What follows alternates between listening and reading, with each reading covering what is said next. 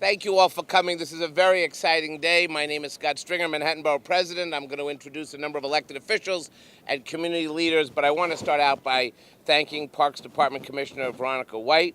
I want to thank Councilmember Inez Dickens and Commissioner William Castro, State Senator Bill Perkins, and from our great community, the Mount Morris Park Community Improvement Association, President Sadiria Crestfield is here, and VP Laurent Deli. Let's give everybody a big round of applause. Now, this community association spearheaded the grassroots effort 11 months ago with Neighbors, Friends, and Marcus Garvey Park Alliance to create the ability to preserve this amazing tower. Think about what you accomplished. And I'm here today to announce that my office is providing $1 million to rescue and restore one of Harlem's greatest landmarks. Very good, very good. That's a whole million, huh? Bill Perkins says it's a whole million. Now, I'm talking about the Fire Watchtower behind us, the last structure of its kind in New York City and a vital piece of Harlem's history. This tower was built in 1856 and functioned as the 911 system of its time. Volunteers would climb those stairs and ring a 10,000-pound bell when they saw a fire. The tower was a proud part of Harlem, but it began deteriorating badly until the community rallied to save it. Now, I'm proud that we're allocating $1 million to the final financial piece to ensure its registration and preservation.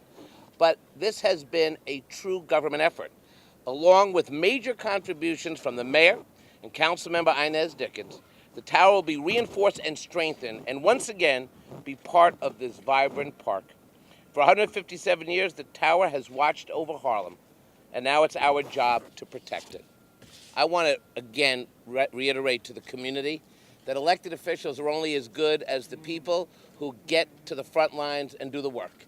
And your advocacy, your ability to give us the financial plan, the ability to have the patience to see the project through is truly a testament to the leadership of the Harlem community.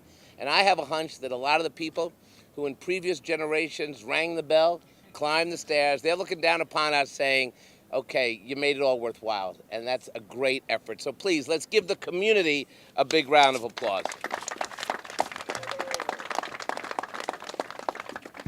Now I'm going to ask a number of people to come up who obviously played a great role to speak briefly, because I know how hot it is, and we're going to ask everyone to keep the remarks brief, but we do want to call up all the people who made this happen. And the first person is someone I've partnered with on so many projects over the years that we think this is par for the course, but I want to welcome Councilmember Inez Dickens. Thank you. Thank you so much. Thank you so much. The Borough President Scott Stringer putting in $1 million was critical to the survival of the Watchtower. Without that, we could not have been able to start work. So I want to thank you publicly for putting the $1 million in that allows us to move forward on this. And I want to acknowledge Senator Perkins. When he was in the city council, he provided the funding necessary in order to, those of you that did the walk or took the ride up on the walkways, or walked up the stairs, before you could not even get to this site. And it was his funding that allows us all now to be able to take that. Now, some of us might say he should have put an escalator in, but it's all right. So that's a lightning round question. Did you ride or walk? And I want to thank also, before it was aware and knowledgeable and everyone understood the historic value to New York City, not just Harlem, but New York City, was Valerie Jo Bradley and the Mount Morris Park Improvement Association, who worked very hard, and they were the first flag wavers who hollered about this structure. So I just wanted to acknowledge the early persons who understood the reason for preserving such historic edifices such as this one. It is probably the last surviving one in the United States. It is. And so I want to say thank you to them. I want to say thank you to the Marcus Garvey Park Alliance Association, who continued the fight and had the tenacity and will. And by the way, this is the way government, parks, the city council, the borough president's office, this is the way government, the community, we have the community boards here, 10 and 11, and the people and the preservationists, for the first time, all four parts have come together, and that's government at its best. All right, for the people and by the people. Thank you, Council Member. Very good, very good. So we're not going to name it Perkins Walk, but let's hear from our state senator, Bill Perkins. That's your idea. No wonder you're the borough president. I'm going to be very brief because I think that it's been a great honor to be able to serve the community, to be able to be a part of this tremendous effort that has been led in a very grassroots way, already acknowledged. You know, the borough president talked about how the Watchtower was put up here to watch over the community, and the community in turn watched over it, and now it's going to be restored. So congratulations on your great, great effort and your great commitment to this neighborhood, to this city, and thank you for the opportunity to be here with you. Thank you, And especially want to thank the Parks Department on their vigilance in terms of making sure that this was a priority. There are many, many parks in our community, many, many parks in this city. They don't all get the treatment that they should get. Your advocacy makes the difference. Thank you. Thank you very much. Thank you, Senator. I now want to, in keeping with Bill Perkins said, I do want to thank the Parks Department. Perkins Way. Perkins Way. We will be meeting tomorrow, but Bill is right. We do have to thank the Parks Department. This never would have happened without their vision, their ability to put the money together. And one of the early frontrunners for Parks Department in the new administration is our Commissioner, William Castro. Thank you very much. Thank you very much, Mr. Borough President. It really is a great day, isn't it? I mean, we're so pleased that everybody came here. I know we struggled over the last few years. We thought, are we ever going to get this together? How can we get the money together? But as the council member said, and the Borough President and State Senator Bill Perkins, who, by the way, has been a longtime friend of parks, and as the council member said, put money in year after year to restore this park and Morningside Park and other great parks in Harlem. And the council member, Inez Dickens, has really helped us in our parks for so many years. And then when we really needed a push, when we weren't going to get this happen, it wasn't going to happen. The borough president stepped forward, provided that extra $1 million. The mayor had put in $1 million, but it still wasn't enough, and we got the $1 million to complete the funding. And it's allowing this great, great monument and landmark, New York City landmark. It's on the National Register of Historic Places, and it is the only cast iron watchtower still in existence in the United States of America.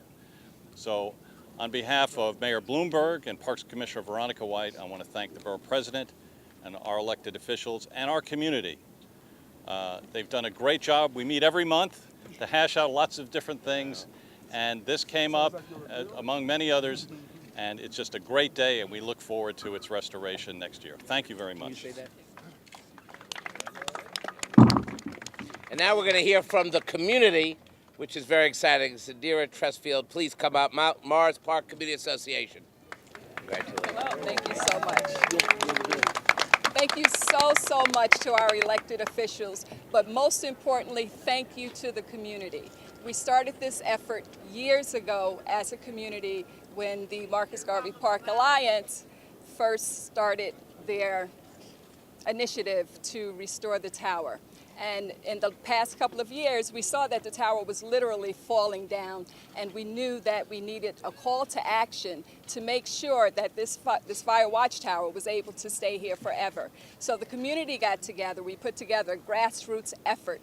We fashioned Obama, and we were able to ask for $1, and that's where we started. So we were able to get buy-in from everyone. We appreciate everyone that's here. We look forward to phase 2. Don't think this is over. This is just the beginning. And our phase 2 is to restore the entire Acropolis so that we can move forward, come up to the park, and celebrate the fact that we have this iconic structure. Thank you. Thank you very much. Marcus Garvey Park Alliance, please welcome Valerie Jo Bradley. This is a wonderful morning, and it will be even better when we're able to cut the ribbon for this wonderful structure, because it's meant so much in our community's life and also in the life of the city, because fire watch towers like this were all over Manhattan, and this is the last surviving one. And so we pay honor and respect to it. I want to thank all of the elected officials who believed in its right to still be with us. Inez Dickens, our Borough President Scott Stringer, and Bill Perkins. Thank you so much. And also I'd like to thank Parks and Recreation for its role in supporting us. It has been an honor to collaborate with the Mount Morris Park Community Improvement Association. We came together as community, and this proves what coming together as community can do to advance the good things that are in our neighborhood that should remain with us. Thank you so much for coming out. Thank you very much. Thank you. You know, we spend so much time working and building the capacity of our community boards, and it's on days like this when you see Community Board 10 and Community Board 11 with us, an integral part of getting things done. I want Francis Mastrada from the CB11 Parks Chair to come up, talk about the project. Come on. Come on. Well done. Well done, thank you. This is a great, great day. 50 years ago, Yes, right in here. 50 years ago, a man had a dream. Before those 50 years ago, the Marcus Garvey Park Association had a dream, followed by the Mount Morris Park Improvement Alliance. They came together. This is this day. At 3 o'clock, when bells ring all over the country, honoring this person's dream. I live for the day when our Watchtower bell rings, speaking to this community, as above, so below.